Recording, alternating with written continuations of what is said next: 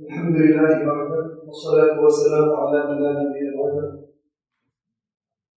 شیخ مرشد حضرت مولانا مفتی محمد صاحب صاحب واسمی نشبندی رحمۃ برکاتہ علیہ کی بنائی ہوئی تحریک الہدایہ مساجد میں آپ تمام حضرات کا دل کی گہرائیوں سے استقبال کرتا ہوں.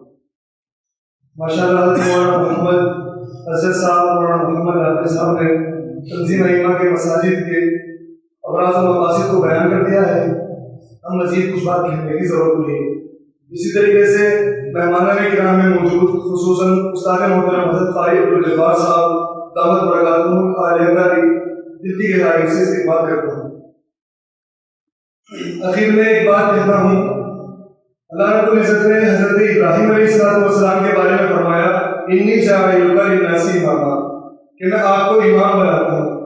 پھر اسی طریقے سے سید الانبیاء سید الامام حضرت محمد نبی صلی اللہ علیہ وسلم اصل امام ہیں اور محبوب صلی اللہ علیہ وسلم نے فرمایا العلماء ورثۃ الانبیاء ہم لوگ انبیاء کے وارث ہیں.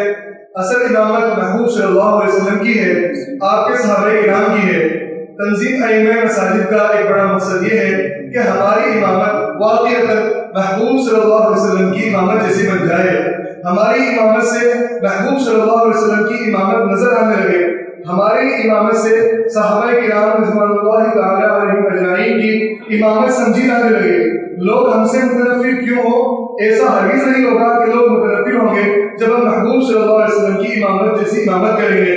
ہمارے اخلاق محبوب صلی اللہ علیہ وسلم جیسے ہو, ہمارا کردار محبوب صلی اللہ علیہ وسلم جیسا ہو, ہماری نماز محبوب صلی اللہ علیہ وسلم جیسی ہو. ہمیں الحمدللہ اللہ رب العزت کی فضل سے ہم لوگ امام بنے.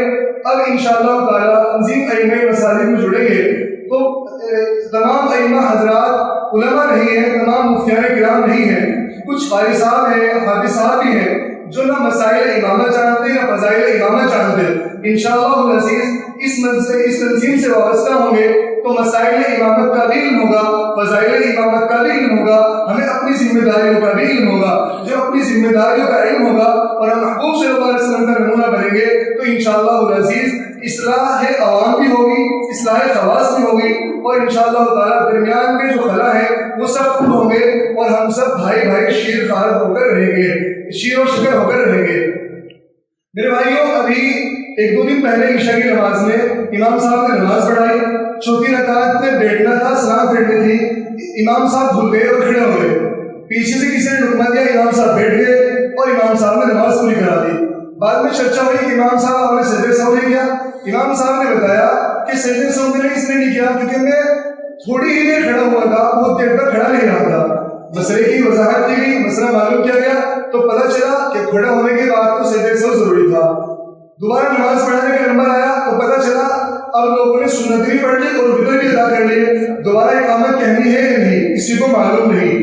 نماز ہوئی, پھر نمبر اس بات کا آیا اب جو وتر پڑھ لیے تھے وہ دوبارہ پڑھنے ہیں یا نہیں تو کسی کو معلوم نہیں. میرے بھائی, ان تنظیموں سے جڑیں گے, اپنے شیخ و مرشد کی اصلاح سے ہم وابستہ ہوں گے. کسی بھی شیخ سے کہیں گے ہم وابستہ ہوں گے, ہم ان سے اپنا تعلق رکھیں گے. اب ضرورت کے موقعوں پر ہم ان سے مسائل اور فضائل معلوم کریں گے تو انشاءاللہ تعالیٰ یہ ساری چیزیں سامنے نہیں آئیں گی. ہمیں یہ بھی پتا ہوگا کہ وتر اب لوٹانے کی ضرورت نہیں. ہمیں یہ بھی پتا ہوگا وقت ہے تو سنتیں لوٹا لیں. ہمیں یہ بھی پتا ہوگا کہ اب وقت کے اندر اندر نماز دوبارہ لوٹائے گی تو نہ اذان لوٹانے کی ضرورت ہے نہ اقامت لوٹانے کی ضرورت ہے. اللہ رب العزت کے سننے سے عمل کرنے کی